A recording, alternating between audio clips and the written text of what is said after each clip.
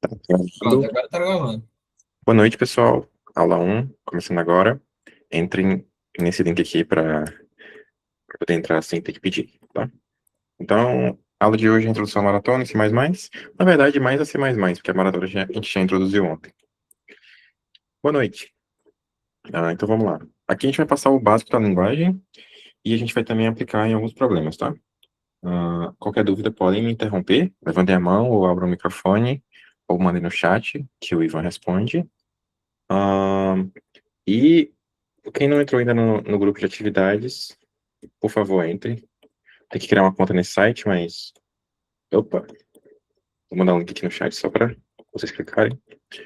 Por favor, entre nesse link, criem uma conta e entrem no grupo, se registrem no grupo. Dito isso, vamos começar. É. Eita, gente, foi mal.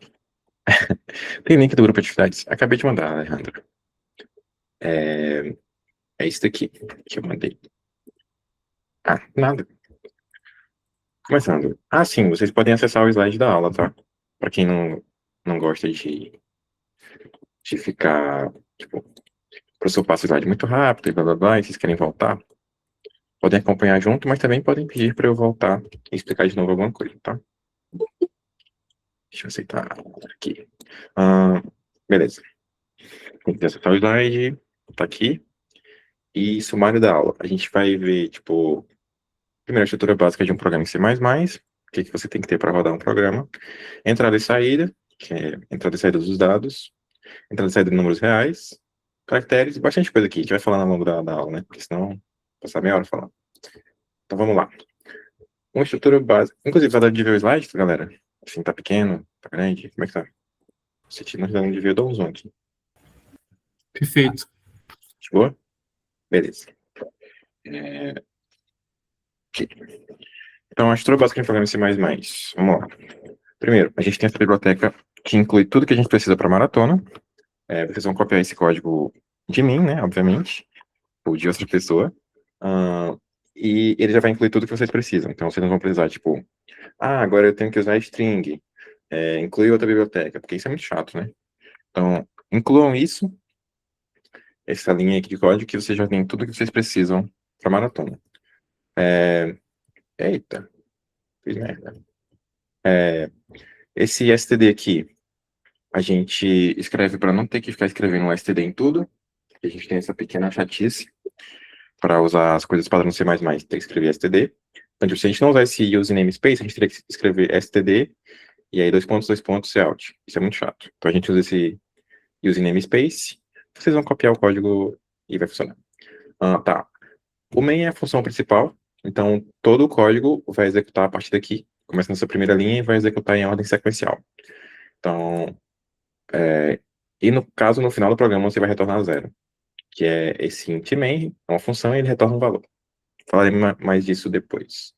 Ah, e uma coisa básica é o cout, que é uma estrutura de saída de dados. Então, ele vai imprimir o que você colocar aqui, entre parênteses. E aí vai aparecer na tela do terminal, beleza? Passa. Ok. Tipos de variáveis, as mais básicas, né? A gente tem inteiros, que representam valores inteiros, como o nome já diz. E eles têm um limite do quanto eles conseguem representar. Então, vai de menos 2 vezes 10 a 9 até 2 vezes 10 a 9. Tem uma pequena variação aqui, mas é mais ou menos isso. E tem long, que é tipo long int. Então é um inteiro longo. Então ele consegue armazenar mais valores.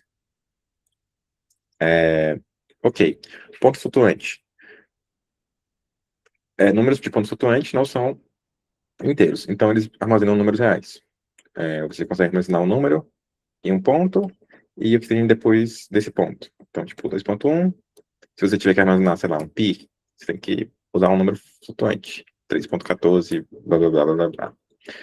É, Um long double é um double que consegue guardar mais coisas. Ah, Só para deixar claro, se alguém tiver dúvida sobre isso, as variáveis não conseguem guardar valores infinitos. Tipo, eu quero guardar um número que vai 10 elevado a 500. Não dá, porque o seu número, a sua variável, o seu espaço de memória não consegue guardar esse valor. Então, tomem cuidado com isso. Booleanos. Booleanos são variáveis que são verdadeiro ou falso. True ou false na linguagem aqui. E a gente usa ele para condições, né? Tipo, permitir. Você analisa condições, tipo, se isso for verdade, faça isso. Se isso for mentira, não faça isso. Algo nesse sentido. E você consegue usar esse tipo de variáveis em condicionais, que a gente vai falar depois, mais na frente. Um negócio importante é que na conversão de inteiros para booleanos, o zero tem valor false e qualquer outro inteiro tem valor 1. Então aqui seria tipo C igual a 0, 0, seria false, e D igual a 2 seria true, tá? Então, talvez vocês se deparem com algo nesse sentido, e a gente vai usar um pouco na frente. Eu podia ter feito isso, foi mal. Entrada e saída, vamos lá. O CIN é o que a gente usa para ler basicamente qualquer tipo de variável. Aqui a gente está lendo inteiros, mas funcionaria para double e caractere e booleano. A sintaxe é basicamente essa. Sem e aponta para a variável que está lendo, e você pode colocar mais de uma variável na linha. Então, você pode fazer isso aqui. E para printar, a mesma coisa. Você coloca cout, coloca essas duas setinhas ao contrário, em vez o sem ele está entrando na variável e o cout está saindo, né, faz sentido. E aí ele vai printar essas variáveis que você deu, né? Uma coisa que eu quis colocar aqui é que tem um barra N e o NGL. O barra N é quebra de linha, é um caractere feito para quebra de linha, definido. Quebra de linha, para quem não sabe, é... Opa! Aqui. Quebra de linha é tipo quando você está imprimindo o valor numa linha, você quebra e começa no começo da outra linha. Aí você quebrou a linha, né? E o NGL faz a mesma coisa, só que o NGL libera o buffer. Eu imagino que a maioria de vocês não sabe o que é um buffer, mas digamos que o seu programa tem... Seu programa está rodando aqui, né? Ele tem uma comunicaçãozinha com um buffer, que tem uma comunicação com o terminal. Aqui, vamos dizer que o terminal é isso aqui. Se você tiver que, toda vez que for imprimir alguma coisa, você tiver que mandar do buffer para o terminal, isso é lento. Então, a ideia é que você vai armazenando coisas no buffer, e quando estiver razoavelmente cheio, aí que você manda para o terminal, para economizar tempo, né? Digamos que é isso. Aqui. E é por isso que a gente não usa tanto o NGL, a gente usa mais o barra N. Porque o NGL, toda vez ele vai fazer esse caminho de jogar do buffer para o terminal. Assim, não precisa entender 100% isso, só quero que vocês lembrem que o barra N é um pouco mais rápido que o NGL, tá? Ok, existem funções que aceleram a velocidade de entrada e saída do programa, tá? Primeiro, a gente coloca um define, deixa eu voltar aqui, um define NGL barra N, por quê? Define é um macro, tá? Então, tipo, toda vez que um NGL aparecer, o seu programa vai substituir por barra N. Por que a gente faz isso? Pelas razões que eu já expliquei. Para não levar esse buffer pro terminal, tá? Tá, ok. E aqui embaixo a gente tem essas duas linhazinhas mágicas que fazem o seu programa ficar mais rápido. Eu admito que eu não lembro agora exatamente o que eles fazem, mas usem, tá? Só coloquem isso no começo do programa de vocês que fica mais rápido. Eu acho que eles sincronizam o scanf com o Cout sem, né? Porque Precisamente. é isso, né? Valeu, Ivan. Porque, tipo, eu não mencionei isso, a gente vai usar Cout e sem, né? Mas também tem como usar printf e scanf, igual no C. E nativamente o seu programa tenta sincronizar eles. Então, tipo, se você já leu isso com o CIN, quando você for ler com o scanf, você ignora. Só que com essa linha, ele para de ter essa sincronização, que é ruim, só que é bom porque fica mais rápido. Então a gente usa isso. Mas não pode mais usar printf, tá? Tem que usar só o CIN. E o sem.tai, tinha que ter um ponto e vírgula aqui, esqueci. E o sem.tai, ele impede que você limpe o buffer toda vez que vai ler um número. Esse mesmo probleminha aqui que eu tinha falado. Nossa. Ok. Números reais. Números reais são um problema na hora de imprimir, porque o seu programa pode tentar arredondar esse valor. Então, imagine que você tem, sei lá, 3.14432, ele pode já arredondar para 3.1, assim, do nada. E às vezes a gente não quer isso. Às vezes a gente quer que ele imprima com 7 casas decimais. E tem esse BO, né? E para resolver isso, a gente consegue definir a força, quantas casas decimais a gente quer. Usando, eu não sei se tem que estar ao contrário aqui, talvez. Usando set precision e fixed. E aí a gente printa essa variável real.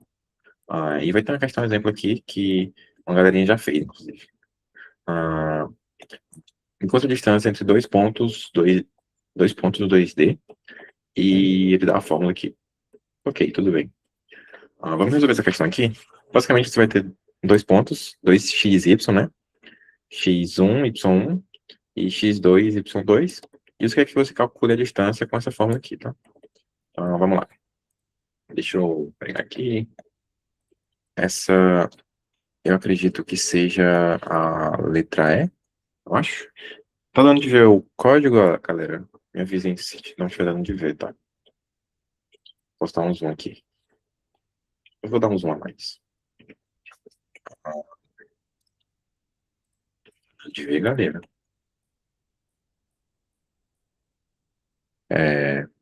Eu vou assumir que sim. Se eu estiver falando muito rápido, me avisem, tá? Às vezes eu me empolgo. Tá, mas vamos lá. Você vai ler um, quatro inteiros, né? Que é tipo x1, y1 e depois x2, y2. E aí você vai ler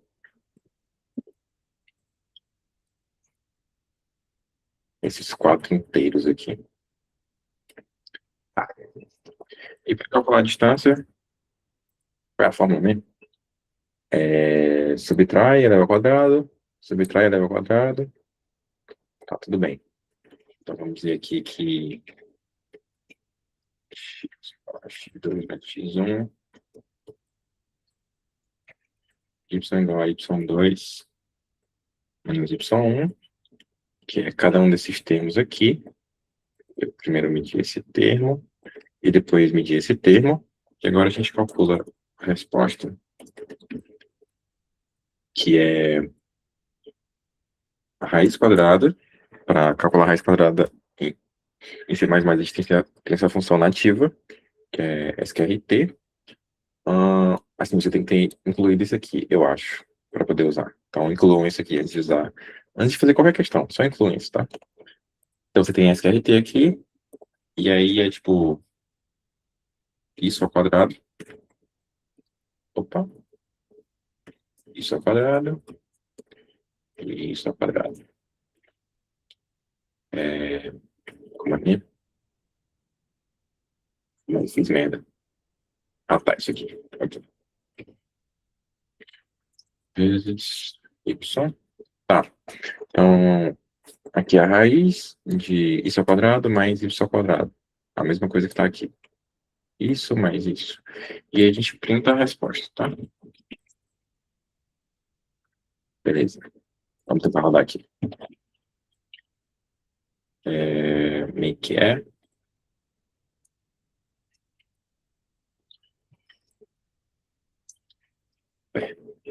Ok.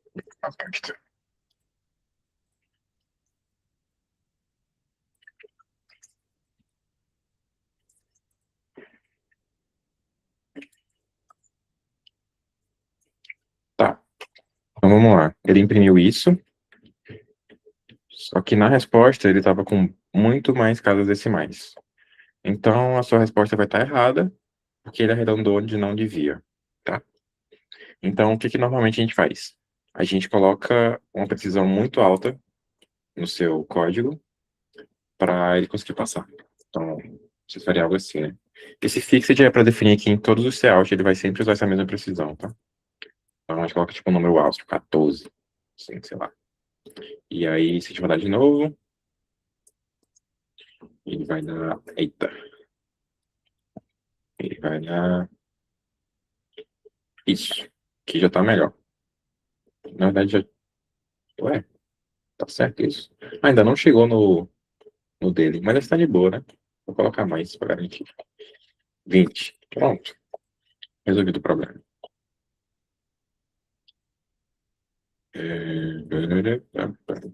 Agora ele imprimiu.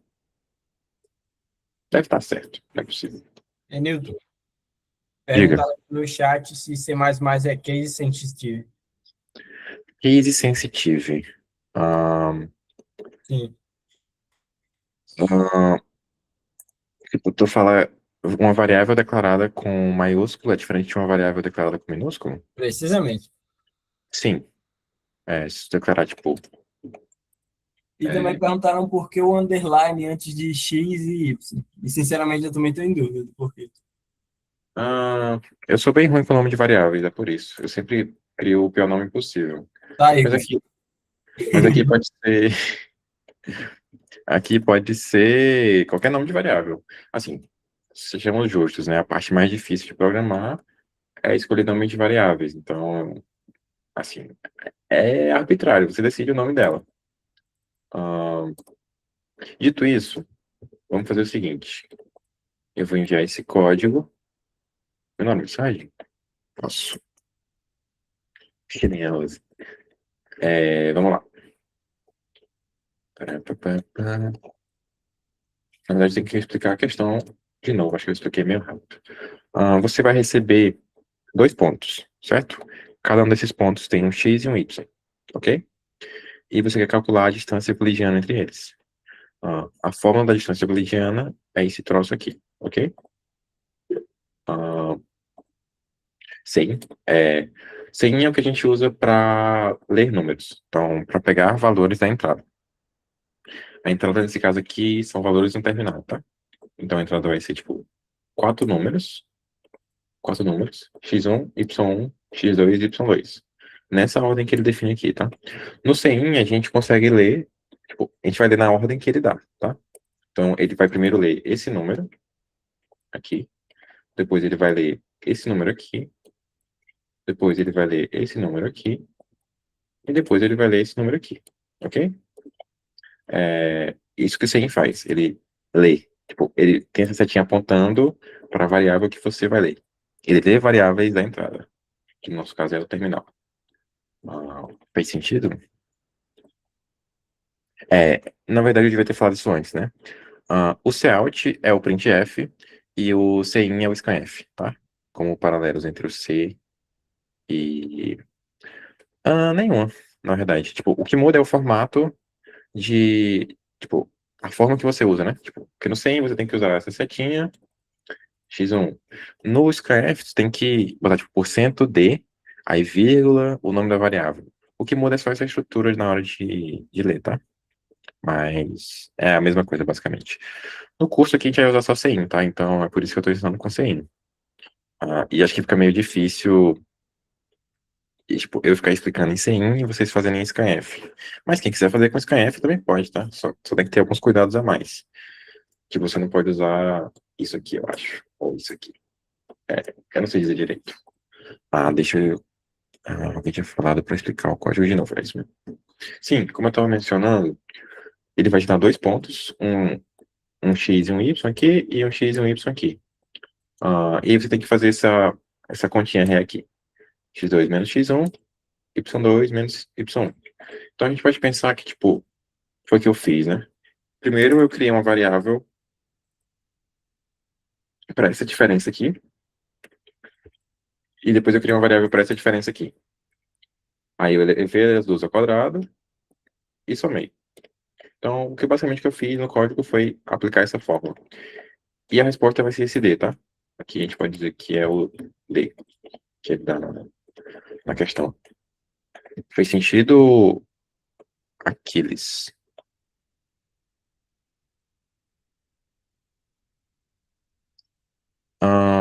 Na verdade, o CIN não tem barra N, porque o CIN ele não é de saída. Barra N quem tem é o cout, que você quebra uma linha. No Você caso, manda Gustavo, o CIN, ele lê até o primeiro espaço que ele encontrar. isso, exatamente. Tu entendeu, Aquiles? Eu posso explicar de novo. Mas tá, vamos prosseguir. Sim, eu vou enviar aqui e vou mostrar para vocês a diferença. Ei, Newton, ele pediu para tu ficar mais na sintaxe. Acho que a Ah, ideia do processo ele pegou bem. beleza. Beleza. Primeiro, você declara variáveis assim, né? Tipo, int e nomes a variáveis. Você consegue declarar mais de uma na mesma linha. Sim, só colocar uma vírgula. Isso aqui são apetrechos que a gente usa para deixar o código mais rápido. Não precisa se preocupar com isso agora. Essa é a biblioteca que a gente usa para ter tudo que a gente precisa, basicamente. Isso aqui também não precisa se preocupar agora, é só para acelerar nosso código, para isso aqui ser mais rápido. E aqui é a função principal, tá?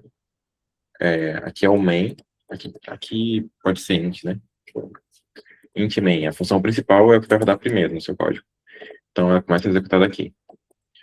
O cin, ele vai ler números nesse formato aqui, você digita cin e aponta para a variável que você quer ler. Você pode ler mais de uma por linha. E aqui você aponta para a variável e lê, tá? Aqui eu declarei outra variável para guardar resultados e poder calcular mais fácil, tá?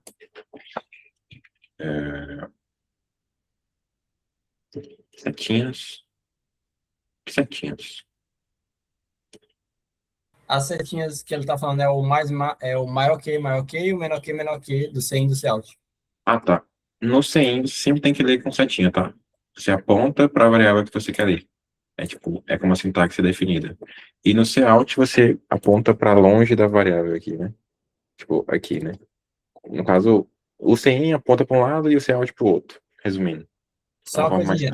fácil. Gustavo, a questão dele ter declarado em duas linhas diferentes, mesmo de variável, foi só para organização.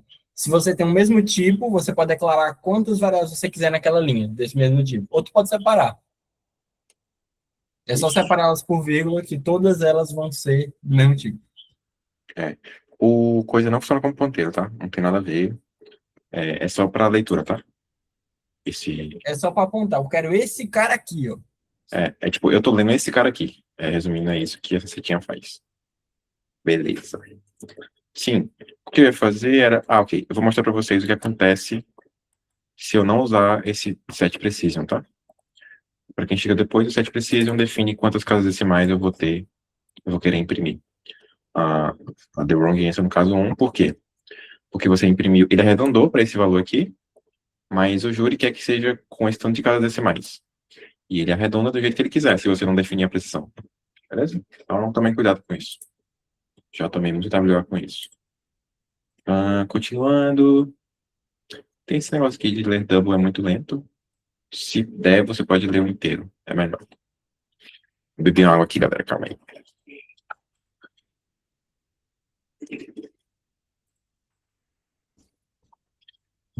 Mas podem perguntar.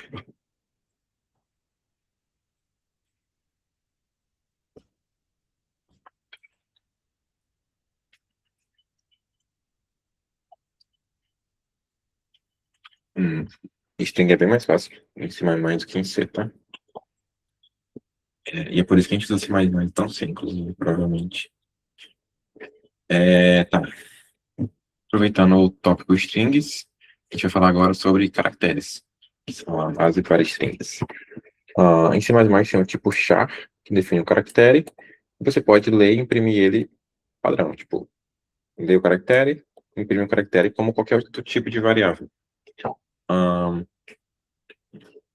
E um negócio que é interessante é que caracteres também tem um valor numérico, que é o valor na tabela ASCII, sei lá como fala. Que é isso aqui, tá? Tabela Então, ASCII, né? ASCII, é isso mesmo. Então, você tem aqui, tipo, o A maiúsculo tem valor 65 na tabela ASCII, e todos eles têm esse valor em C++, tipo, nele, tá? Então, por exemplo, se você quiser, você tem um alfabeto, e você quer pular 3 letras para frente, você pode vir no A e somar 3. Ele vai pro B, C, D, tá? Isso funciona. Tem um probleminha aqui, que quando chega no Z, ele vai com Deus, né? Mas isso a gente resolve depois. Ok. Alguma dúvida nisso? O que acontece se eu não colocar o NGL? Ele não quebra a linha. Então, você vai continuar imprimindo até tudo na mesma linha para sempre. Se eu quiser ler uma variável até uma quantidade, mas posteriormente no código eu quiser ler outra variável até uma quantidade diferente, posso só repetir o precision, ler. Assim, o precision é para imprimir. Então, tipo, se tu tem uma variável real, que é de... imprimir. Sim, então sim. Você pode usar, tipo, um cout, precision 14, e no próximo cout você coloca precision 10. Isso funciona, tá? Então é de boa. Ah, eu já respondi essa aqui, eu acho que já, né? Se não colocar end não quebra a linha. É isso. Dito isso, vamos continuar, senão não acaba hoje. Operadores aritméticos. Então, a gente tem alguns operadores. A gente tem a soma de dois números, que é só botar um mais. Subtração, que é um menos. Multiplicação é um asterisco, A vezes B. Divisão inteira, não é divisão, tá? É divisão inteira, isso. Que ele vai arredondar para baixo. Tipo, se for 5 sobre 2, ele vai dar 2, que dá 2,5 e ele arredonda para baixo, tá? Resto da divisão, A, resto B é essa porcentagemzinha, tá? Padrão, todas as linguagens têm essa mesma estrutura aqui, beleza? Opa, beleza. Como calcular o teto de uma divisão inteira sem precisar converter para double? Então, para quem não sabe, eu tinha que ter explicado isso, mas teto é o maior inteiro que é maior do que o valor dessa divisão. Então, em 5 sobre 2 teto, isso é igual a 3, que vai dar 2,5. Ai, ai, ai, ai. 2,5 e o próximo inteiro é um 3, beleza? Como que apaga isso? Deixa aí. Então, como calcular o teto de uma divisão inteira sem precisar converter para double?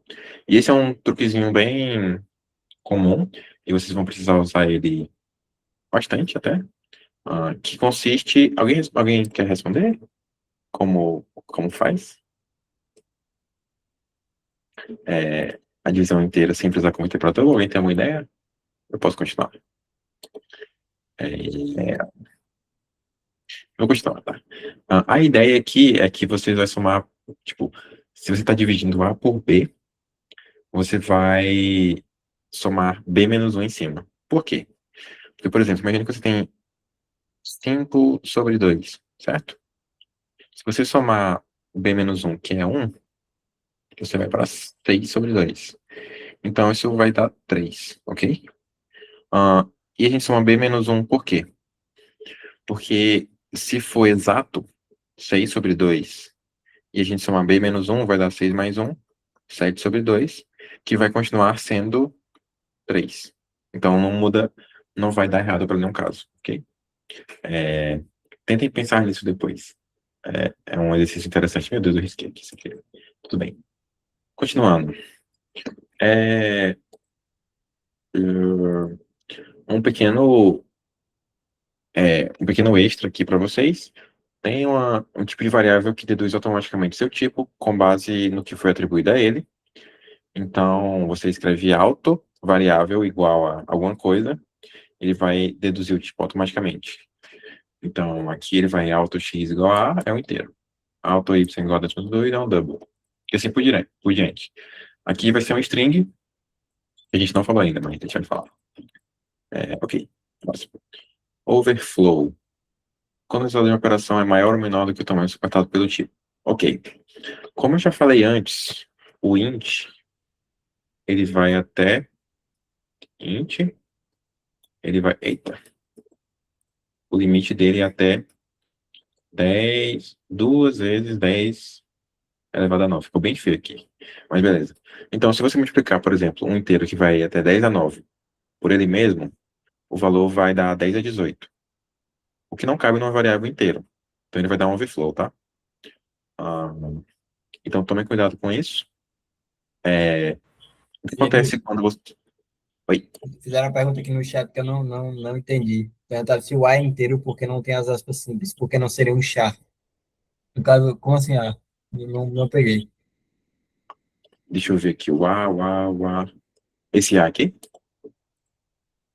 Eu acho que é esse A aí. Tipo, fala Ok. aqui no slide passado. Ele não tem aspas simples? Ok. É, Aspas simples é quando você quer declarar um char. Exatamente o que você disse. Se você quiser declarar um inteiro, é sem as aspas simples. Exatamente.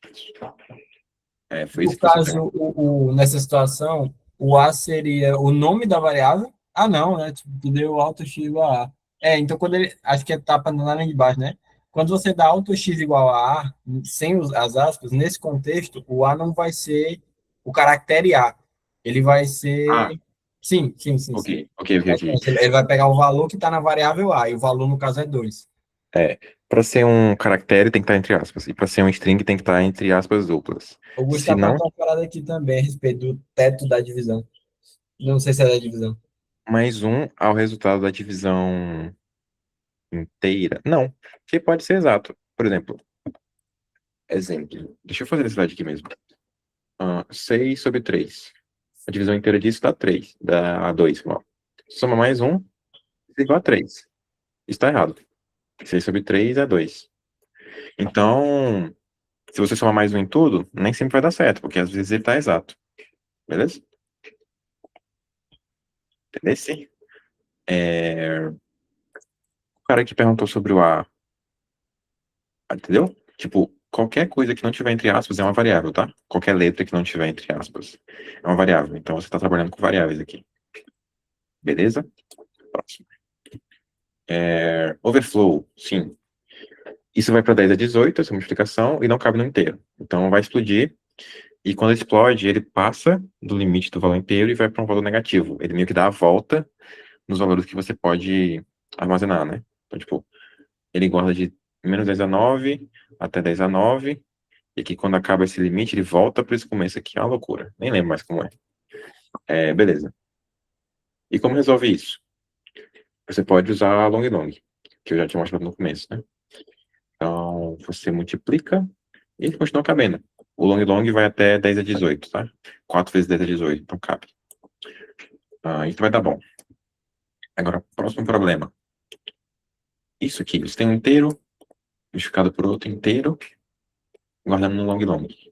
Em C++, primeiro você calcula esse lado da operação, e ele vai dizer que é um inteiro, porque isso aqui é um inteiro. Isso vai dar overflow, e depois ele vai querer guardar no long long. Então, isso vai dar overflow também, tá? Então, tomem cuidado com isso. E para resolver isso, você tem que converter para long long antes de. O melhor mesmo é você usar long long antes de. Tipo, se você vai ter multiplicação no seu código, usa long long logo, para não dar merda. É isso. Continuando. Mas você pode também converter aqui na hora de fazer a conta. Próximo. Operadores lógicos. Bom, relembrando a vocês dos principais operadores, a gente tem um ou, que é se um dos operandos for 1, ele retorna 1. Na verdade, eu vou falar verdadeiro, né? Se dos operandos for verdadeiro, ele retorna verdadeiro. E a gente tem o i, que é se um dos operandos for falso, ele retorna falso, ou de uma outra forma. Ele só retorna verdadeiro se todos forem verdadeiros. Então. Opa. Então, o ou retorna true se pelo menos um for true. O end retorna true se os dois forem verdadeiros. E tem o not, que é também conhecido como não, né, em português. Que é basicamente você negar o valor da sua variável. Então, se ela for verdadeira, vai virar falso. Se for falso, vai virar verdadeiro. E é isso. E a gente usa isso em condicionais, que a gente vai falar agora. Tem bastante coisa de condicional nas linguagens, na verdade, sendo justo. Em C++ tem esse if else e também tem switch. A gente não vai falar de switch, a gente vai falar só de if else. Então vamos lá. A gente tem. Eu acho que não falei disso. Eita.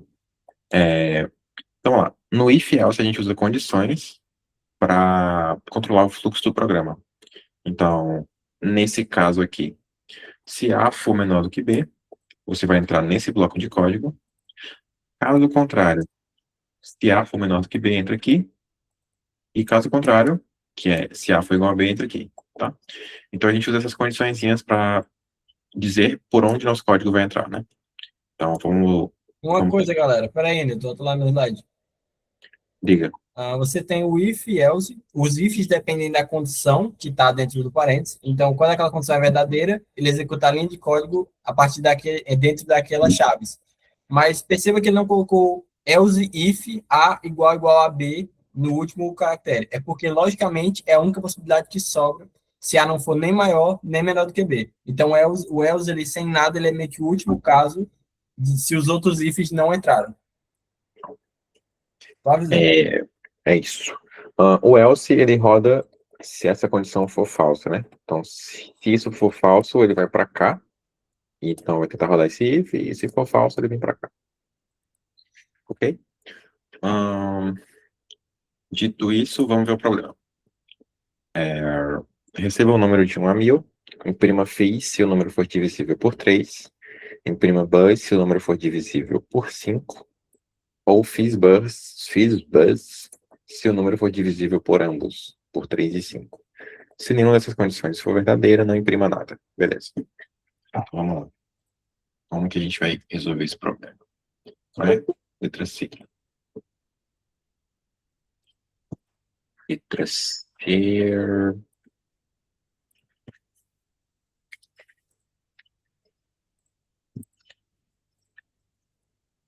A gente vai ter o N. Chegou pesado agora. A gente tem um inteiro N. Deixa eu ler a questão de novo só para. Você tem um inteiro N, vamos dizer, que vai de 1 até 1000. Você imprime φ se o número for divisível por 3. Bus se o número for divisível por 5. FISBUS se for pelos 2. E se nenhuma delas for verdadeira, você não imprime nada. Beleza. Para checar se um número é divisível por algum outro número, o que você faz? Você tem que ver se o resto da divisão por ele é 0, certo? Se o resto da divisão é 0, isso implica que ele é divisível, que o resto é 0. Então, por exemplo, vamos criar uma variável aqui que é divisível por 3. E outra variável que é divisível por 5. Então, para ser divisível por 3, n resto 3 tem que ser igual a 0. Porque quando resto 3 é igual a 0, ele é divisível. N resto 5 igual a 0. Se o resto da divisão for 0, ele é divisível. E agora é só controlar as condições. Então, se o número for divisível por 5, tá, vamos fazer de um jeito melhor aqui. Se o número é divisível por 3 e por 5, a gente imprime esse troço aqui. FISBUS. Caso contrário, se for divisível por 3,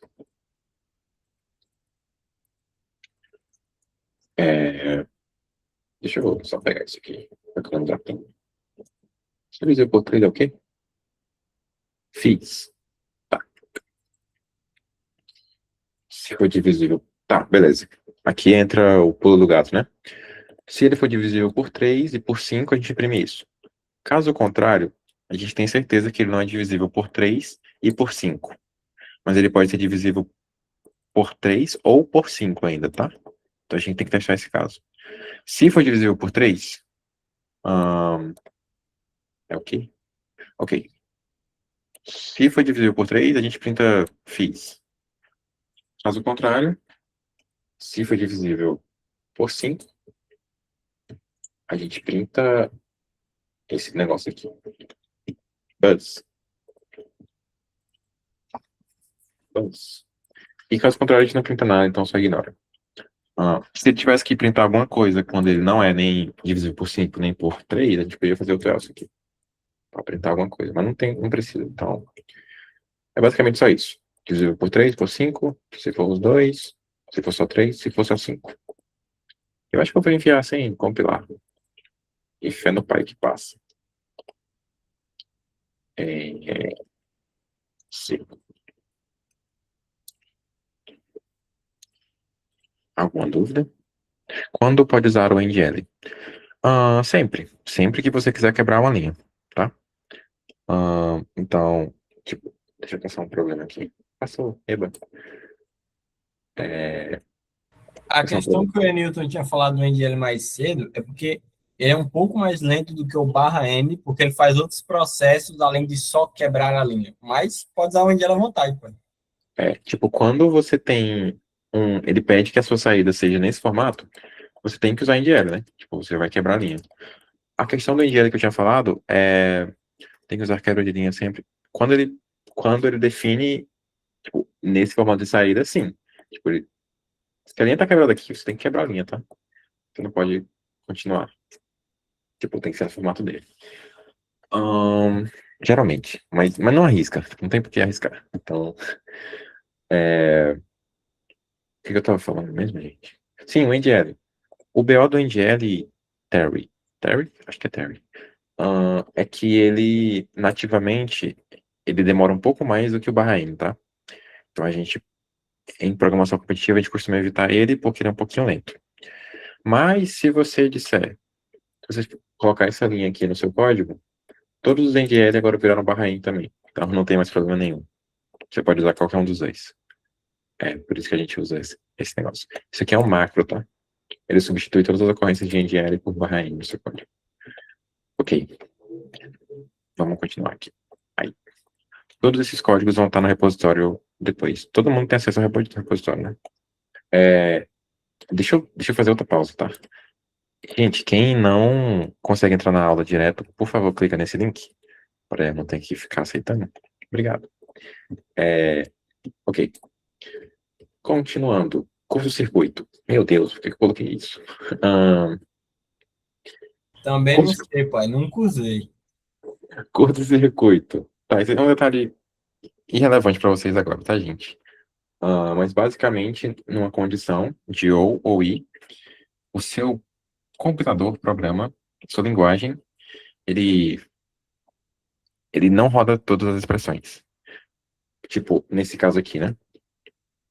Se for menor do que 3 e aí menor do que 4, entra nesse código. Pro i ser verdade, todos eles têm que ser verdade, certo? Como o i é igual a 3, ele não vai rodar esse aí menor do que 4, porque isso aqui já é falso e não importa. Gente, eu vou pular isso aqui, tá? Porque é meio complexo e acho que não faz muito sentido pra gente agora.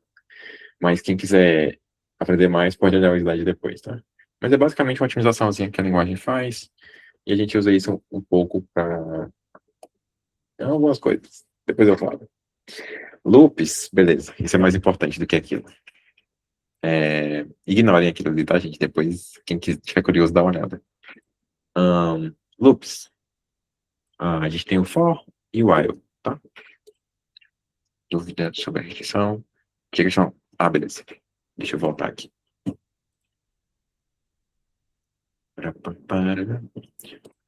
Tipo, quando a questão dá uma restrição para você, ela está garantindo que os números só vão até 1000. Eu esqueci de colocar. Bem lembrado, Simple Água. Sim, voltando ao Gustavo. Quando a questão fala que os números só vão até 1000, ela garante para você que não vai ter nenhum número maior do que 1000 na questão, tipo, e nem menor do que 1. Então, você pode ter certeza que não vai ter nenhum número maior do que 1000. Era essa a tua dúvida? Eu não sei se tua dúvida. Acho que tá certo. Se tiver outra dúvida, pode falar. For, vamos lá. Vamos passar, assim, a estrutura básica do for. Essa primeira parte do for é uma variável que você vai criar antes do for começar. Aqui é a condição para ele continuar rodando. E aqui é o que acontece no final de cada passo do for. Então, nesse caso aqui, a gente cria uma variável i no começo. Enquanto i for menor do que n, você vai rodar esse for. E i mais em cada iteração. Beleza? Então, esse for aqui vai rodar n vezes e vai executar o que está dentro n vezes. Tá? O while, a mesma coisa. Só que eu botei um formato meio estranho aqui, tá? A gente lê um n aqui e tal, e um while que roda n vezes e executa o que tá dentro. Por quê? Deixa eu passar para cá. Galera, só uma coisinha. Gustavo, não sei se você entende a tua pergunta. mas acho que tu tá falando das restrições que a questão dá, né? Em relação, por exemplo, números não serem maiores do que 1.000. E não, você não precisa se preocupar com isso no seu código, não precisa ter nada no seu código em relação a isso. Você trabalha com isso só mentalmente. Você sabe que os números não vão ser maiores do que 1.000. Você só aceita isso de certeza e não se preocupa com isso. Só para, tipo assim, uma questão de, você pensar, tá, se o número for muito grande, sabe? Mas, para todos os efeitos, você não precisa tratar isso de forma alguma no seu código. É isso. Perfeito. Não precisa colocar if número maior do que 1.000 no código. Continuando. Essa sintaxe aqui, você vai rodar o seu looping e a cada iteração você vai subtrair um dele, nesse while n menos menos. É meio que um truque de mágica aqui, nesse menos menos. Mas isso é equivalente à mesma coisa disso aqui, né? Enquanto o n for maior do que zero, o n menos menos, e isso vai rodar n vezes, né? Você vai subtrair até chegar em zero, e isso vai rodar n vezes. No caso, Mas, você explicou o N++ e o N menos, tipo, o mais, o menos, menos? não, né? Verdade. Bem lembrado. Gente, em variáveis inteiras, que pode ser int ou long, imagina que você tem um int a igual a 2, você pode fazer a mais, que incrementa 1, o valor dela, e a menos menos, que diminui 1. E você também pode fazer a mais igual a um valor tipo 3, um valor qualquer, a menos igual a um valor 3. Qualquer operador que eu mencionei, você pode fazer esse não sei o que igual. Tipo, a dividido igual, não, resto igual por 3. Então, a vai receber o valor dele e resto igual a 3, tá? Esqueci de mencionar isso, bem lembrado. Existe um for each em C++, mas que a gente vai falar depois. Eu mencionei isso porque tem gente que vem do Python, né? E no Python tem um for each, que é aquele negócio que você itera na lista e tal, na própria lista. Mas falaremos posteriormente. Array, legal. Um array é uma estrutura que guarda elementos de forma sequencial na memória. É zero indexado, porque os valores começam no índice zero, né? Então, quem já pagou C, né, com a Rosiane, ou de qualquer linguagem, no array, você começa a acessar os valores na posição zero. Então, tipo, o primeiro valor está na posição zero. Então, você usa essa sintaxe aqui de se é um colchete ou é chave, não lembro. Sei lá, chave zero. E aí você acessa o valor. Não, é colchete, perdão, Colchete? colchete. Então, você usa a sintaxe colchete, zero, e você acessa o valor da posição, tá? E aí você pode criar ele assim, né? Tipo, com valores já definidos. Você pode criar ele vazio, que ele vai ser preenchido com lixo na memória, se estiver dentro de uma função. E você pode acessar posições dele com esse colchete e index que você quer acessar, né? Um array é basicamente posições de memória um do lado da outra, né? Então, na sua memóriazinha, RAM, você vai ter um array que começa aqui na posição 0, 1, 2, 3, 4, 5. E cada um deles vai ter seu valor. E você consegue acessar, alterar e blá, blá, blá, blá, blá. Beleza? Newton, Então, perguntaram se seria tipo o malloc do C. Eu nem sei o que é malloc, pô. não seria tipo o malloc do C. Isso aqui é tipo o array do C. O, o vetor do C, tá? É literalmente a mesma coisa do C, isso aqui, tá? Que você abre esse negócio. O malloc, não. Não sei, não tem esse negócio de dinâmica? Não, na verdade, isso aqui vai criar na stack. Assim, eu não sei se tu já viu esse negócio, mas o malloc, ele aloca coisas na heap. É obrigatório predefinir o tamanho do array? Não, você pode definir com uma variável. Você pode definir uma variável. Acho que eu mostrei aqui. Você pode, tipo, int n, int bn, aqui. Não, acho que o que ele perguntou é se é obrigatório. Sim, quando eu criar o meu array, ele tem que ter uma quantidade de elementos definida. Assim. Sim, Seja por você. atribuição, seja por quantas posições eu digo que ele vai ocupar. Mas lá na frente vão ter outras estruturas que não precisam disso. Respondendo ao Gustavo, não. Tipo, ele é criado dinamicamente, mas ele é alocado na própria stack. O malloc ele aloca na heap, que é usado para locações de memória dinâmica. O malloc é similar ao que fazem com classe e objetos em linguagens orientadas a objetos. Eu não sei se isso ajuda em muito, mas você pode usar isso como paralelo. Isso aqui é mais na stack. É como se fosse a mesma coisa que acontece com esse int_n aqui, tá? Ele aloca um espaço de memória na stack, e isso aqui também, tá? Ok. Eu tô na dúvida agora. Talvez eu dê uma pesquisada depois eu me corrijo. E aqui um exemplo de um for que lê n posições de um array, que é o uso mais comum para array, tá?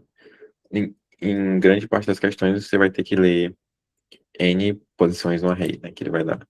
Então, for, que vai de 0 até n e mais mais. Aprenda essa sintaxe aqui, tá? Quem tá começando. Um for que vai de 1 até n. É bem útil.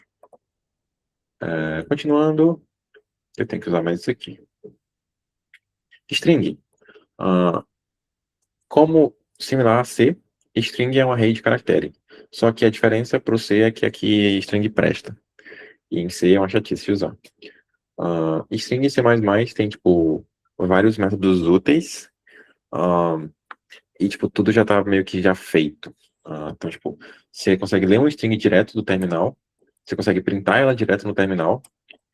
E não só isso, você consegue acessar as posições dela individualmente, como se fosse um array.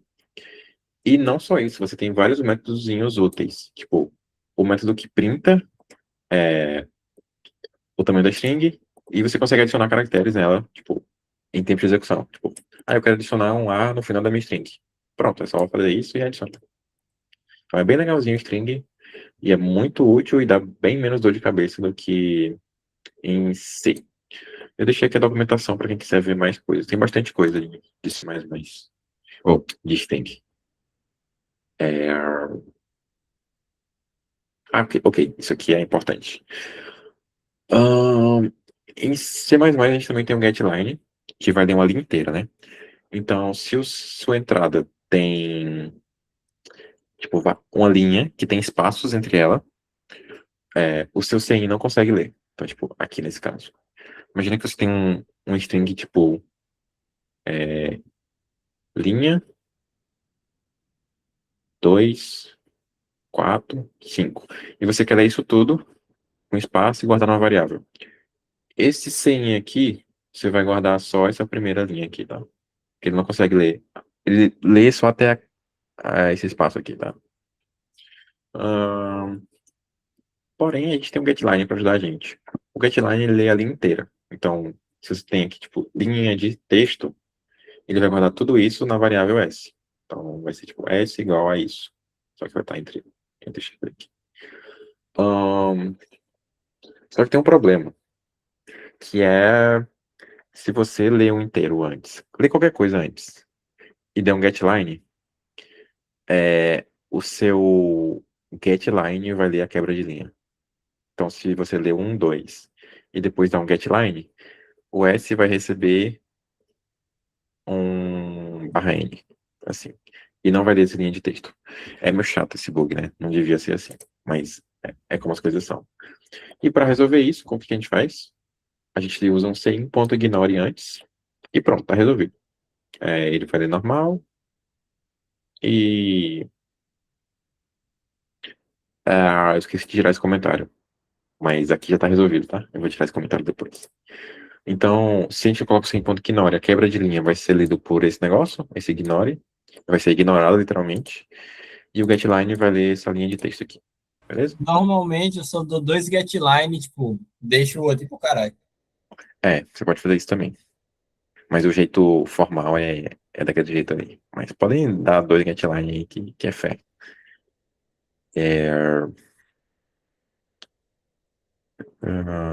Beleza. Vector. Pronto, vamos falar de coisa boa. O Vector, ele basicamente faz tudo que um array faz, só que ele é mais dinâmico, digamos assim. Você consegue adicionar elementos nele, retirar elementos dele, e ele tem bem mais métodos úteis nele. Então, por exemplo, você consegue criar um vector aqui, A, e instanciar ele. Você também consegue criar um vector e já definir o tamanho dele, né? Tipo, eu quero um vector A de tamanho n. E aí ele vai criar um vetor de tamanho n com todos os valores zero, né? Se for inteiro. E aqui, para ler n elementos de um array, é a mesma coisa. Tipo, declarar um vector de tamanho n. Ah, importante. O vector ele usa parêntese e não colchete, igual o array, tá? É colchete ou é chave? Eu já esqueci de novo. Ah, meu Deus. É Array é parêntese, no array é colchete. colchete, pronto. E aí você lê de 0 até n e lê n posições, tá? Métodos úteis nele. Pushback, adiciona um elemento no final. Popback, tira o último elemento. É como se fosse o pop do Python, para quem conhece. E o ponto size retorna o tamanho do array. Popback, se não tiver elementos no array, dá merda, tá? Então tome cuidado. Comentários. Eu nem sabia que vector tinha popback. Segundo comentário, o vector basicamente faz tudo que o array faz. Ele só tem uma sintaxe um pouquinho diferente, mas ele tem coisa a mais. Então, se vocês quiserem declarar, uma coisa muito comum é você declarar um vector vazio, ler elementos e aí ir jogando os elementos lá dentro. Ele é um pouco mais lento que o array, então tem questões que isso pode fazer diferença, mas no geral vocês vão trabalhar mais com vector do que com array, simplesmente porque é mais cômodo. É bem mais cômodo. Ele é mais lento, por quê? Porque você vai adicionando elementos, e como são posições sequenciais na memória, né? Tipo isso aqui, um vector. Você vai adicionando elementos, e vai chegar um momento que vai ter coisa aqui, né? Tipo, coisa já alocada. Então, quando ele chega aqui, ele vê, não cabe mais aqui. Então, tem que criar uma nova posição de memória para mim. E aí, como tem essa realocação, ele é mais lento do que o array. Mas, na prática, ele é bom. E passa essa questão. Então, usem vector, por favor. Evita usar isso de novo. Outro comentário, o Enilton falou que quando você cria um vector vazio, do tipo int, por padrão ele vem com zero. Mas se você fizer isso dentro do main, ele vem com lixo na memória. Não, vem não. Vem não? Não, o vector resolve isso. É por isso que ele é bem. Rapaz. Por isso que Tá bom. eu te provo agora. Quer ver? Vamos mostrar, gente. Eu vou criar um arquivo aqui Estou cético, pô. chamado vector.cpp. Vou mostrar para vocês como o vector é legal. Imagina que você tem um inteiro n. Você vai criar um vector A de tamanho n. Vamos ver o que ele... Sai da cal, James. Sai da cal. Sai da cal, James. Sai da cal, James. Então, Sai da cal, Icaro. Sai da cal. sempre, gente. Sempre tô certo. Brincadeira. Aí, o que foi que eu fiz? Não, beleza. Você tem um vector aqui. Quando você instancia ele, sem declarar o valor inicial, ele sempre tem como zero. Eu não falei isso, né? Sai da Mas cal, tio. Sai da cal. você consegue definir um valor inicial para ele. Então, eu quero que todos os valores do meu vector sejam 10. Você faz isso, e agora todos os valores do seu vector são 10. Então, se você pegar aqui, não é isso não. Make, qual o nome? Vector. Ponto barra vector, 3, 4. Então, ele cria todos os valores como 10, 10, 10, 10. Agora aí, ele vai com zero, pai. se você não declarar nada, ele vai dizer make vector, e aí ele vai criar... Ele vai criar tudo Que como mentira zero. da peste, pô, né? Ele sempre foi assim, pô. Pet Note. Nunca me ocorreu. Sim, mas o legal dele é que você pode criar com o valor padrão que você quiser. Então, tipo, se você não sabe que vem como zero padrão, coloca zero aqui, tá resolvido. Eu quero que seja tudo menos um. Menos um aqui. Eu quero que seja infinito. Você coloca aqui um número gigante, sei lá. Assim, não sei. Então o vector é bem legal, porque ele é bem mais prático que o array. Tipo, no array você teria que fazer um for, preenchendo ele de até n, blá blá blá, muito chato. Não compensa.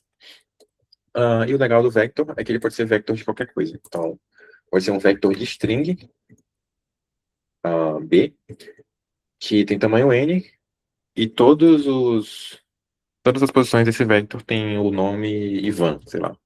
Então, tipo, no final, todas as posições desse array vão ter o nome Ivan, e é isso. É bem legal para ter o valor padrão, né? Que no array é meio chato de fazer. Depois eu mando esse código para vocês, tá? Alguma dúvida? CPP batizado esse daí. Alguma dúvida nesse vector, galera? Posso continuar? Estamos chegando nas aplicações práticas, vai ficar legal. For each, Para quem vem do Python ou de alguma linguagem, sempre tem um for each, né? Que é tipo Java, né? Que é tipo, tu faz um for que itera sobre os valores do array. Tipo, você percorre o array e vai pintando os valores dele, sem precisar mexer com index. E foi isso que eu fiz aqui, né? Na verdade, eu até roubei, eu usei um alto aqui. Você itera só sobre os valores do bagulho, do vector, e ele vai printando os valores dele, tá? Muito útil também. E o legal disso é que esse for each, ele serve para qualquer estrutura de dados, qualquer container. A gente vai falar isso nas próximas aulas. Qualquer estrutura de dados que é iterável. Iterável significa que você consegue percorrer. Então, para quem já pagou estrutura de dados, sei lá, se você tem uma árvore binária, se você consegue percorrer ela, você consegue fazer um for each, que é isso aqui. Beleza? Dito isso, o que eu ia fazer, meu Deus? Ah, não, já foi aqui. Ah, você consegue fazer em string também, né? String é bem parecido com vector, tá? Só que é de caractere. E aqui, itera sobre os caracteres de um string. Bem legal isso aqui. Em array eu acho que não funciona. Não funciona em array, tá? Então, usem vector, por favor. Funções. Tá, isso aqui eu vou assumir que vocês já sabem e eu vou explicar assim, tipo, a ideia. Em funções, vocês podem passar parâmetros por cópia e por referência. Passando por cópia, se você alterar dentro da função, ele não altera no parâmetro, na variável que você passou. Se você passar como referência, ele vai ser alterado lá dentro, né? Então, olha para esse código aqui, tá? Essa função soma recebe um inteiro A e B, calcula a resposta, A mais B e retorna a resposta. E aí ele salva na variável A aqui embaixo, tá? Só que o que a gente poderia fazer também a gente passa o A como referência, soma o valor de B nesse A que a gente passou como referência e vai funcionar do mesmo jeito, porque a gente passou como referência e ele foi alterado lá dentro, tá? Sempre que você passa como referência, ele altera, o que ele alterar lá dentro da função vale para todo lugar que ele existe. Um fator importante. Se você passa, sei lá, um vector para essa função. Se você não passar isso como referência, ele vai criar uma cópia desse vector. E isso pode ser lento, tipo, criar uma cópia. Então, passar por referência é mais rápido, porque ele não cria uma cópia, ele só passa a referência do endereço de memória. Beleza? A gente vai falar sobre isso depois, em ponteiros e referências. Funções. Funções. Comentário, perguntaram o que é void. No caso ali, o que ele define na função ali é o tipo de retorno. Por exemplo, ele poderia definir que ela retornar um int e dar um return algum valor que fosse inteiro. No caso, o void é só para definir que aquela função não vai retornar nada, ela só vai executar algum processo. Deixa eu explicar o formato do zero. Em uma função, você define o tipo de retorno primeiro, o nome da função, você abre parêntese e define os parâmetros que ela vai receber. Int A e int B. Você tem que definir também os tipos de cada parâmetro, né? Então aqui eu defino que o primeiro tipo é A e é um inteiro. E o B é um inteiro também. E aí você também define também se é por referência ou por cópia cada parâmetro, tá? Bom, esqueci de explicar isso. E para chamar a função é assim. Nome da função, parêntese, parâmetro zero. Que tem que ser a mesma quantidade, né? Para funcionar. Mesma quantidade do tipo certo, viu? Quê? Mesma falou? quantidade e do tipo certo que você declarou, pai. Isso. Vai ter problema de tipo aqui se você fizer besteira, tá? Então, tipo, se você declarou como int o A e o B, se você passar um string vai dar merda. Se você declarou como int o tipo de retorno, você retornar um caractere, vai funcionar, porque caractere converte para int. Se você retornar uma string, vai dar merda, porque, né, string não converte para int. Beleza? Dito isso, vamos continuar. Fizeram outra pergunta, perguntaram se tem como usar o auto, e a resposta basicamente é não nas funções, porque quando você usa o auto, você tem que garantir que você está atribuindo um valor para o C++ conseguir descobrir que valor é aquele. Nas funções, isso não é óbvio, tipo, tu não sabe o que ela vai retornar, então tu tem que declarar. Exatamente. Uma curiosidade é que você consegue usar auto em funções se forem lambda. Assim, não vou explicar o que é função lambda, tá? Mas basicamente são funções anônimas que você consegue declarar dentro do escopo da função. É uma viagem aí, é bem dificinho, mas depois Depois vocês podem ver aí. For each é a extensão do NVim. Eu não sei, acho que não. É, é, eu não entendi nada que vocês estão falando, galera. Foi mal. Vamos prosseguir, pois se for it em array é lenda. Não, mas se for each array aí é besteira. Esqueça. Usar array é besteira, gente. Só se for, tipo, tiver lento o vector, tá? Ah, e array só usa se for global também. Beleza. Funções úteis do C++. Mínimo, que é min, recebe dois valores do mesmo tipo e retorna o menor deles. Então, int A igual a 3, int B igual a 2. Cout, o mínimo dos dois, vai printar 2, que é o mínimo entre eles. Max, recebe dois valores do mesmo tipo e retorna o maior deles. A igual a 3, B igual a 2, max vai printar 3. Beleza? Bem simplesinho. A sintaxe é trivial. Tem mais a gente chamou. Algoritmos básicos. Beleza, vamos de aplicação agora. Eu quero achar o máximo no array. Então, eu vou iterar sobre esse array e vou achar o máximo nele. Tá? Perguntaram meio aqui se só pode ser dois valores em relação ao mínimo e o máximo. A resposta é não, só que a sintaxe é um pouco diferente para incluir mais valores. Mas dá para fazer. Vocês vão falando aí, eu vou criando um arquivo novo. Tá?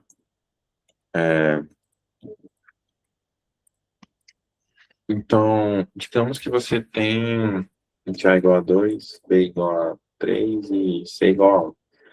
Se você quiser achar o máximo entre eles, é o máximo, abre parêntese e abre essa chave aqui. A, B, C. Então, essa é a sintaxe para fazer máximo com mais de um elemento, tá? Esse código vai subir no repositório. Ainda estou falando do for each, meu Deus. Sim, mas deu de sacar simple e água com mais de dois valores? Vamos continuar. Para achar o máximo no array, você vai percorrendo, e se o valor que você está lendo agora for maior do que o que você tem atualmente, você troca. Então, você cria uma variável que inicialmente é zero. Na verdade, se for um array de negativos, que tem negativos, você teria que colocar menos infinito aqui, né? Tipo, um valor menor que todos os valores do array, tá? Então, você cria esse valor máximo com o menor valor possível, e em cada passo da interação, você checa se x é maior do que você tem atualmente, se for, você troca. Outra forma de fazer, o max é o máximo entre o que eu tenho agora e x. Bem mais elegante. E para achar o mínimo é a mesma coisa. Só que no começo você coloca tipo infinito aqui. Um valor maior do que qualquer valor que exista no array. E é a mesma coisa. Mínimo é igual ao mínimo entre o que eu tenho agora e x. Bem daorinha. Contar a frequência de cada valor no array. Vamos lá. Tem um array aqui. Para contar a frequência de cada valor, você tem que criar um array contador que tem um espaço de memória para cada valor possível, né? Então, imagina que você tem os valores 1 até 5 nesse caso. Então, você tem que criar um array com 6 posições, né? Porque é zero indexado. Então, você vai ter que 0, 1, 2, 3, 4, 5, 6. Então, 0, 1, 2, 3, 4, 5. E aí, em cada iteração, tipo, você vai iterar sobre o array, e em cada passo que você dá, você soma um nesse cara. Então, tipo, primeiro no 2, soma mais um no 2. 4, soma mais um no 4. 5, soma mais um no 5. 3, soma mais um no 3. E 1, soma mais um no 1. E no final você vai ter o contador de quantas vezes cada número apareceu, tá? Esse é bem comum nas questões, na verdade. Então, fiquem espertos. String S, ABCD, contar a frequência de cada caractere, né? Tá, isso aqui é um pouquinho mais chato, mas vamos lá. Deixa eu só ver um negócio aqui. É a borracha.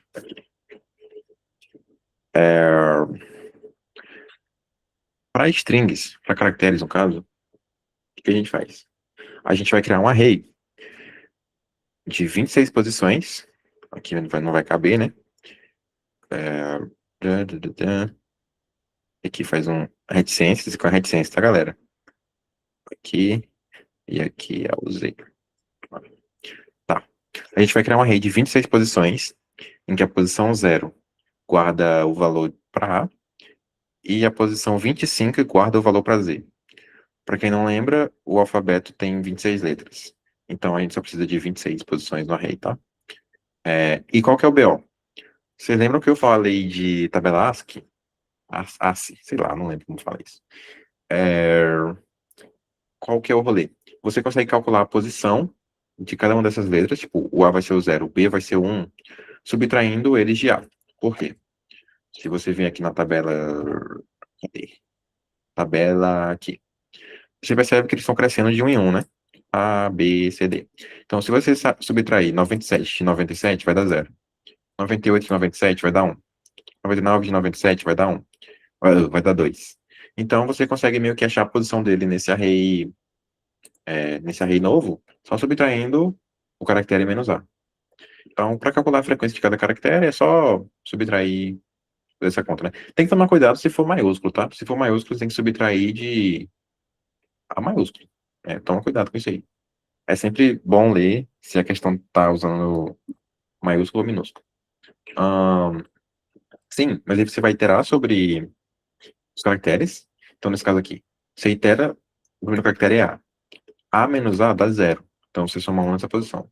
B menos A é 1. Então, soma aqui, né? Soma 1 nessa posição. E assim você vai, né? Se aparecer outro A, se subtrai A menos 0, dá 0, soma mais 1 aqui. Newton, eu acho que uma parada bacana para tu exemplificar seria fazer um for para imprimir o alfabeto. Sim. Tá, pode ser. Posso fazer. Então, imagina que você tem alfabeto.cpp.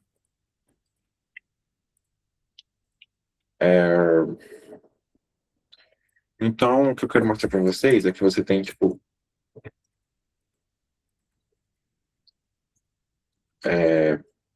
N não, né? 26. São 26 letras do alfabeto. Então, o que eu quero mostrar para vocês é que você consegue fazer isso aqui, né?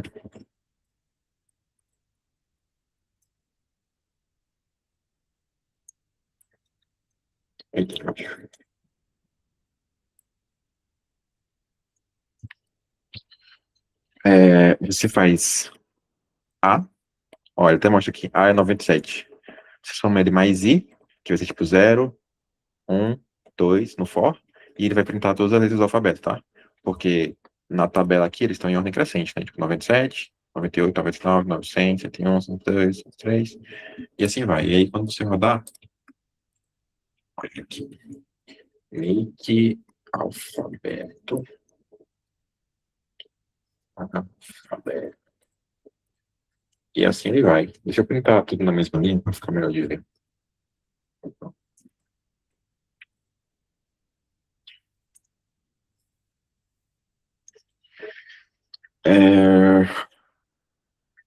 Tá.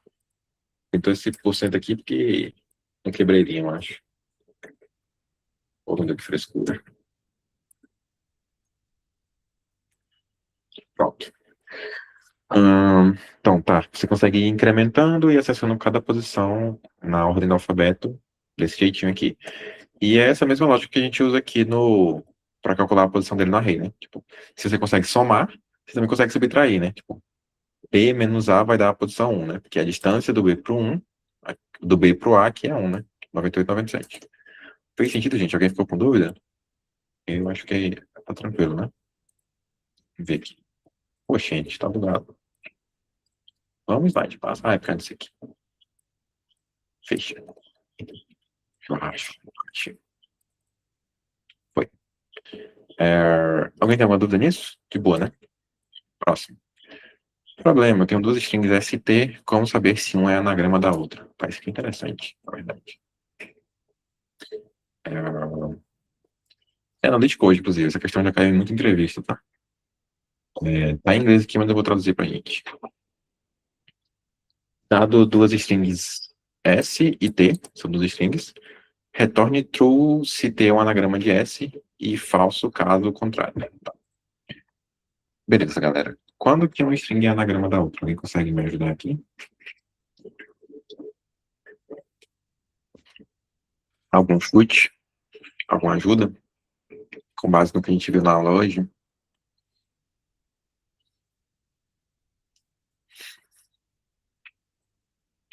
Muda só as ordens da letra. Boa observação. Tiver as mesmas letras. É. A solução que eu quero propor é a do nosso amigo Simpliago. Muito obrigado, Simpliago. Só que a solução do José Wades está certa. Também. Ahn, Galera, uma coisa importante na hora de resolver problemas, inclusive eu acho muito importante, é você adquirir o que eu chamo de observações. Então, por exemplo, essa observação do José Wells, né, de que, tipo assim, uma palavra para ser anagrama da outra tem que ter as mesmas letras e mudar apenas as ordens. Seria o tipo de coisa que você anotaria no canto da folha para ter isso em mente. Aí, normalmente, esse tipo de coisa ajuda você a organizar o pensamento. você não precisa resolver o problema de uma vez, né? Você pode ir aos poucos fazendo observações e vendo o que dá de fazer com isso. Mas vamos aqui com. Tá, primeiro, a do José Wades, ele tá certo. Ahn, que se você, tipo, colocar todas as letras em ordem, e, tipo, nas duas strings, vai estar certo. Tipo, seria só ordenar. Mas na solução do Simpliago, qual que é a ideia? A gente vai, voltando aqui, a gente vai contar a frequência de cada caractere, aqui, né? Essa ideia. E no final a gente quer que todos esses posições, o array de frequência de cada caractere sejam iguais, né? Então, tipo, se todas as letras têm frequência igual, menos o C, não adianta, não são anagramas, porque todas as letras têm que ser a mesma quantidade de caracteres, certo? Ahn, Gostei, gente, vocês pegaram rápido, hein? Então vamos lá. E se essa questão cair na entrevista, vocês já sabem resolver, né? O que eu ia fazer mesmo, meu Deus? Ah, sim, resolver a questão.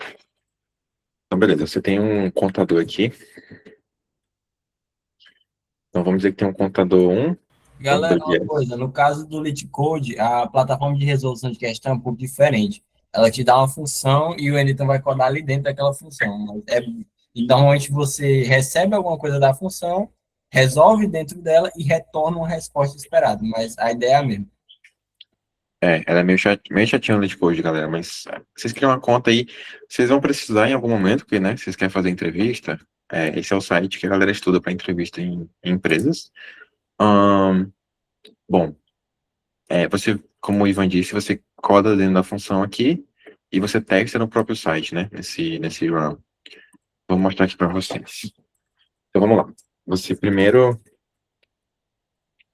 itera nos caracteres e faz aquele negócio que eu falei, né? Tipo, você conta a frequência de cada caractere nas duas strings, ok? Vem aqui, aqui. Eita, eu fiz merda aqui, né? Não precisa desse alto, não. Eu tenho char. Então, contador de S e contador de T, ok? E agora para cada letra. Então, cada letra, como o array já está indexado em 0, a gente começa do 0, né? A gente vai de 0 até 26. E o que a gente faz mesmo? Ok. Se a frequência de uma letra for diferente da frequência na outra. Calma. A frequência de uma letra numa string for diferente da frequência de uma letra na outra string, então tá errado. Então a gente retorna false. Se você passou por todas as letras e deu certo, você retorna true. A função quer que você retorne um booleano, tá? Que é anagrama ou não é. Então, nesse caso aqui, acho que resolve, né? Tipo, conta a frequência deles, vê se algum deles difere, se diferir é falso, caso contrário é true. Todo mundo entendeu a ideia da questão? Tá no chat aí, quem quiser resolver depois, tá? Vai ter o código também no repositório para quem quiser dar uma olhada. Essa questão cai em entrevista, tá? Então, é interessante vocês saberem fazer. Deixa eu submeter aqui o espaço. Passou. Eba. Ahn, ok, é isso. Essa é a questão. Ahn, ok, aqui. Então, dos strings ST, como saber se é anagrama da outra? Fez sentido, galera? Todo mundo entendeu? Posso continuar? Ah, deixa eu colocar o código aqui. É, vai ficar aqui, né? Vai ficar nesse formato esquisito mesmo de code, tá? É isso. Deixa eu só colocar isso aqui para ele parar de reclamar.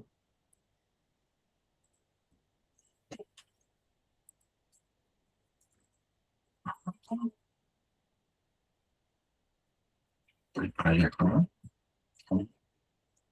Tudo bem, não vai parar não. Deixa eu ver aqui. Todo mundo entendeu, né? Continuaremos. Acho que já acabou aqui, na verdade. Acabou. Referências. Uh, deixei algumas referências de materiais bons para estudar.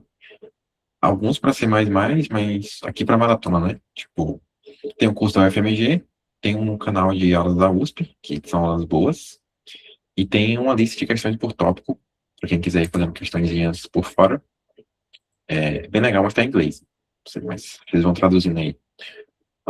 O slide vai estar o link no, sei lá, eu acho que no grupo, eu coloco no grupo, no Discord, tanto faz. Sim. Eu vou mandar já já a lista de frequência, mas antes só. Quem não entrou no Discord ainda, por favor, entre. Se tiver dúvida, vai ser por lá. Eu queria muito que fosse por lá, porque fica no histórico e se alguém tiver a mesma dúvida, é só olhar. E o grupo de questões. Quem não entrou, por favor, é, é isso. E quem não entrou no grupo de questões, por favor, entre. Eu já, tipo, essa lista de questões já está liberada e a gente vai resolver ela na terça, tá? Então, por favor, separa por aula os links mandados. Sim, senhor. Vou mandar separado, pode deixar. Ah, é isso, galera. Tem um negócio aqui que é um formulário de feedback para vocês. É anônimo para quem quiser reclamar da aula ou só vai reclamar as duas sem ter que foram os vetores antes, né? Tipo, eu criei o CNTS para contar a frequência da string S e criei a string T, o CNTT para contar a frequência da string T, né? E aí, como eu usei o CNTS para contar a frequência de S e o CNTT para contar a frequência de T, depois eu só, né, fui comparando eles, porque foi eles que eu usei. Outra possível solução era ele ter passado por um string aumentando os valores, passado pela outra diminuindo os valores e olhado se era tudo igual a zero. É. Não, isso eu criei de forma arbitrária, tipo, eu que criei o nome da variável, tipo, não tem nada disso não. Mas boa pergunta. Eu fico com essas dúvidas também. Sim, o que eu tava falando. Tem um formulário aqui. Merda.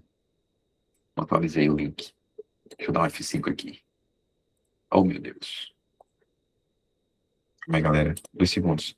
Já vamos encerrar. Acho que já pode parar de gravar aqui, né? Então, vamos parar a gravação. Interromper a gravação.